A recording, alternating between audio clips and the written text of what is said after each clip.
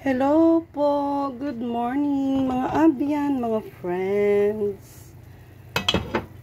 For today's video po, nagluto po ako ng native chicken.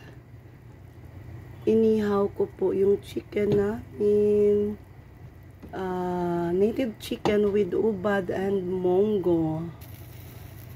Yung ubad po yung body ng banana. Ang ginawa ko po ay nagisa lang po ako ng garlic, sibuyas, onion,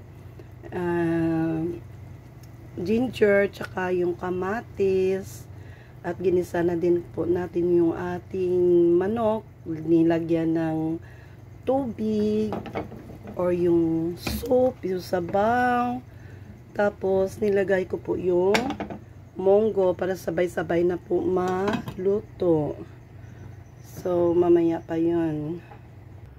Ito po yung ubad. Yung inner part ng body, inner part body ng banana. Ang ginawa ko po dito ay sinlice ko, tsaka nilagyan ng asin, tsaka i-squeeze para makuha yung water ya, ganyan. Tapos squeeze po, squeeze. Ito na po siya. At ito yung water niya.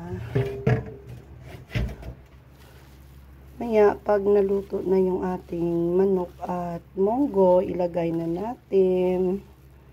Tsaka yung asin, yung panimpla natin, yung asin at saka sugar.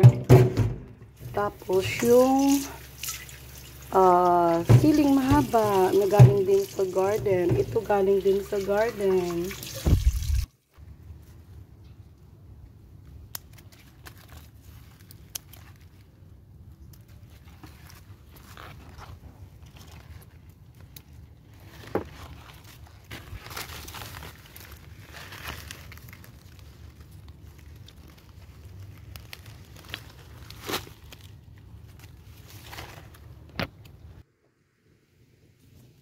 Lagay na po natin yung ating ubad.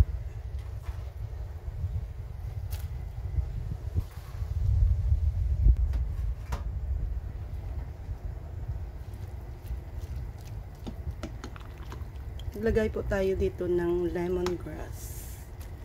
Ito po.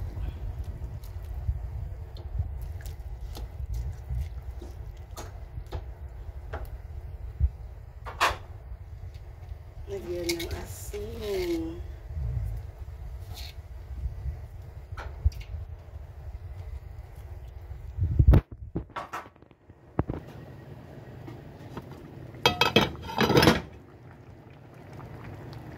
Luto na po.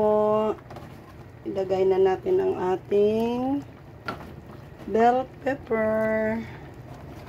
Tsaka yung ating siling mahaba.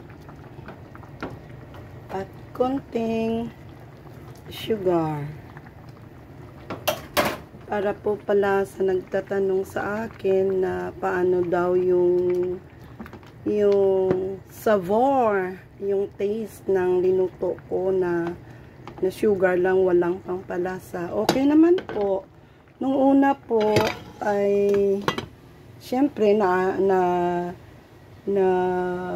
we use sa mga pantimpla na para pampasarap. So, ang malalasan po natin ay ito, parang bland siya. Pero ngayon, okay naman po. At masasatisfy kayo kapag hindi na po kayo gumagamit ng mga pampalasa. At instead po, yung sugar na lang po. Kaya, it's eating time. Thank you for watching, guys.